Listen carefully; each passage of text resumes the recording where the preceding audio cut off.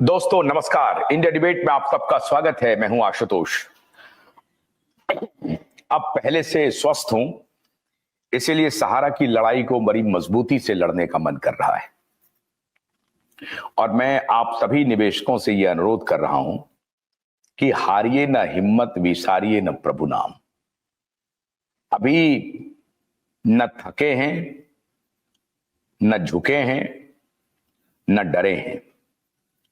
इसीलिए न थकना है, न झुकना है, न डरना है। आपको ये लड़ाई तो अंजाम तक लेके जाना है। मामला अभी जैसे देखिए कि मैं सुशांत और दिशा के मुद्दे को उठा रहा हूं, तो उसके पीछे भी यही कहानी है। सरकार चाहती है कि सब बात को चुप चुप तरीके से सबको ठंडे बस्ते में डाल दिया जाए। अब जो गुजर गया सो गुजर गया, कोई बात नहीं है। लेकिन जैसे ही सुशांत और दिशा की मृत्यु सिर्फ दो व्यक्ति की मृत्यु नहीं है, दो इंसान की मौत नहीं है, वो एक बहुत बड़े सिस्टमेटिक फेल्योर की एक पूरी जीती जागती कहानी है। इसीलिए मैं एक जिम्मेदार मीडिया संस्थान के नाते उस मुद्दे को उठा रहा हूं। ठीक उसी प्रकार से सहारा का मुद्दा सिर्फ एक कंपनी और उसके निवेशकों के बीच का मुद्दा नहीं है। सहारा का मुद्दा लाखों एम्प्लॉयमेंट से जुड़ा हुआ है, इनकम से जुड़ा हुआ है। सहारा का मुद्दा फाइनेंशियल बहुत बड़े फ्रॉड से जुड़ा हुआ है। सहारा का मुद्दा एक संवैधानिक तरीके से या कानून का संपूर्ण मखौल है। सहारा का मुद्दा कॉरपोरेट किस प्रकार से और रेगुलेटरी एजेंसी किस प्रकार से एक कंपनी को तबाह करती है, उससे भी जुड़ा है। सहारा का मुद्दा प्रबंधन के कुछ अच्छे लोगों की वजह से प्रबंधन को इतने दूर तक ले जाने का भी है और कुछ बुरे और झूठे दलालों, फ्रॉड लोगों की वजह से पूरी कंपनी को तहस नहस करने का भी है।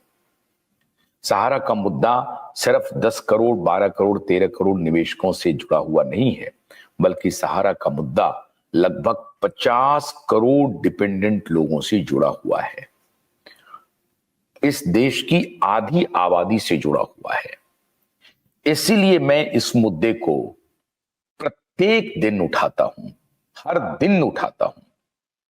इसीलिए मैं इस मुद्दे पर बना हुआ हूं कि एक जिम्मेदार पत्रकारिता का यही गुण है और एक जिम्मेदार पत्रकार की यही एक निशानी है कि उन मुद्दों को आप उठाएं जो आम जन से जुड़ा हो, जिसकी कोई सुनने वाला नहीं हो।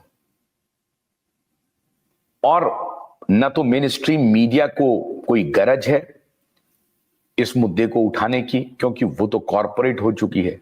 उन्हें सरकार से पैसे मिलते हैं, एडवर्टाइजर से पैसे मिलते हैं, तो वो आपके मुद्दे को क्यों उठाएगी? हां, आप अगर उन्हें पैसे देना शुरू कर देंगे तो शायद आपके मुद्दे को उठाने लगेगी, लेकिन उनको आपसे कोई वास्ता नहीं है। और वैसे भी एक उनके पास, ग्रुप के पास मीडिया संस्थान भी रहा है, तो उनको लगता है कि कोई बात नहीं है, उनके अंदर अगर कोई परेशानी है तो हम इस फटे में क्यों पैर डालें। उनकी ये सोच है। लेकिन क्यूबाइब नेटवर्क की ऐसी सोच नहीं है। क्यूबाइब नेटवर्क का कोई पर्सनल एजेंडा नहीं है।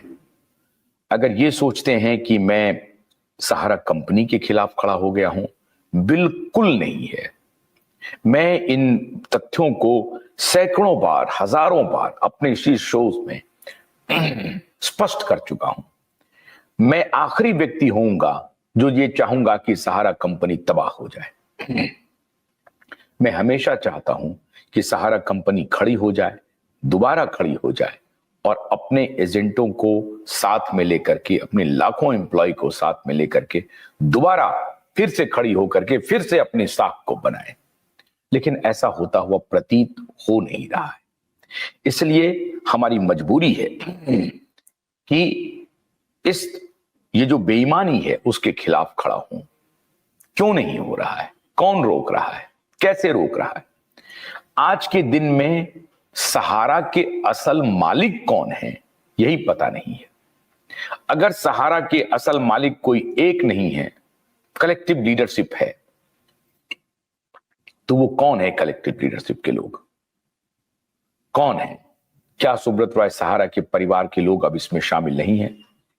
क्या जो पहले जो डायरेक्टर थे उनकी कोई भूमिका नहीं है? कुछ सज्जन ने हमें लिख करके कहा कि बंद लिफाफे में भेज दिया गया है सुप्रीम कोर्ट के पास। लिफाफा बंद क्यों होना चाहिए साहब? क्यों बंद होना चाहिए? आपको डर किस बात का है? कुछ गलती हुई है इसलिए डर रहे हैं आप? आरएस दुबे नाम के एक शख्स हैं जो ऑफिशियली अभी हर जगह जो सिग्नेचर होता है उसमें आरएस दुबे का नाम आता है। कहा यह जा रहा है कि आरएस दुबे, अब मुझे पूरी जानकारी नहीं है कि आरएस दुबे शादीशुदा है या नहीं है। उससे ऐसा लगता है कि आरएस दुबे के ऊपर ही सारी जिम्मेदारी आ गई है। बाकी लोग क्या साथ छोड़ गए हैं?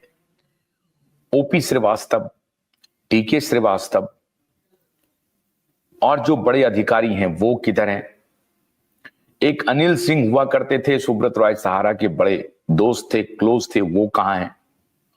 उनकी कंपनी में जो उनके प्राइवेट सेक्रेटरी थे वो किधर हैं? उनकी भी बड़ी भूमिका है उस कंपनी में।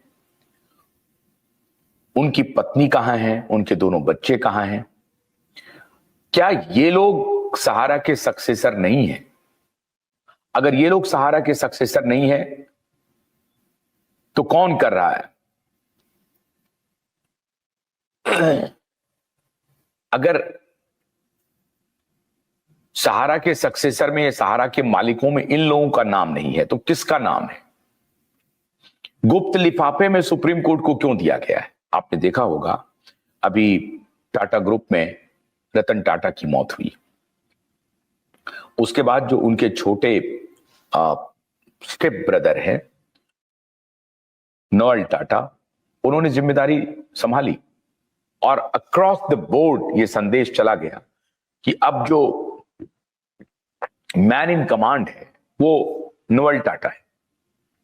उनके जो स्टेप ब्रदर है रतन टाटा के, वही संभालेंगे अब, और उन्हीं की जिम्मेदारी है। अब वो बाकी जो टाटा सन्स के या और चीज के जो चेयरमैन हैं, अब उन्होंने देखिए चेयरमैन की नियुक्ति बाहर से की उन्होंने, भले ही वो उनके संस्थान में कार्यरत थे लेकिन उनको चेयरमैन बनाया, खुद स्टेप डाउन हुए। कंपनी ऐसे चलती है। लेकिन जहां आप तीन तसिया को बढ़ावा देने लगे, जहां कोई माए बाप ही नहीं हो, जहां पिता की मृत्यु पर पुत्र ही गायब हो जाए, तो ये तो अति दुखद है, अतिशय दुखद है, अतिशय दुखद है कि पुत्र पिता की मृत्यु पर भी ना आए। क्यों नहीं आए साहब? तो लोगों ने डरा दिया कि आप आएंगे आपको पुलिस पकड़ लेगी। अरे क्यों पकड़ लेगी पुलिस आपको? आपका उसमें कहीं नाम नहीं है। आप सुब्रत रॉय सहारा के पुत्र हैं, इसका मतलब आप अपराधी नहीं हो गए। क्यों पकड़ लेगी पुलिस आपको? क्यों सरकार उठा लेगी आपको? तो लोगों के मन में संदेह पैदा होता है कि जो पिता की मृत्यु पर भी पुत्र नहीं आ रहे हैं, इसका मतलब है कि मंशा कुछ और है। यह मंशा नहीं है कि जो समस्या हमारे पास अभी है उसका समाधान कर लेंगे तब हम देश आएंगे। समाधान करने की मंशा ही नहीं है अब, और यह तय कर लिया है आप लोगों ने। और यह तय आज से नहीं किया है, 2014 से आपने कर लिया है। जब से सुब्रत रॉय सहारा जेल से बाहर आए और उनको लग गया कि इस व्यवस्था में यह अपमान मिला, इस व्यवस्था ने हमें जेल भेजा, तो अब इस व्यवस्था को देखते हैं, जो करने का होगा कर लो, हम पैसे नहीं देंगे। अगर यह मन में भाव आ गया है तो निवेशक तो परेशान है, निवेशक तो निराश है। निवेशक कहां जाएंगे? निवेशक तो बार बार आपसे यही पूछेंगे। लेकिन सहारा का मालिक कौन है, यह निवेशकों को जानने का हक है। यह उनकी प्राथमिक जिम्मेदारी है कि सहारा का असल मालिक कौन है। क्या स्वप्ना रॉय जी हैं, या सुशांतो रॉय हैं, या श्रीमांतो रॉय हैं, या उनके जो छोटे भाई हैं जयव्रत राय वो हैं, या और जो बड़े अधिकारियों में शामिल थे ओपी श्रीवास्तव वो हैं, या जो दूसरे डीके श्रीवास्तव का जो निवेश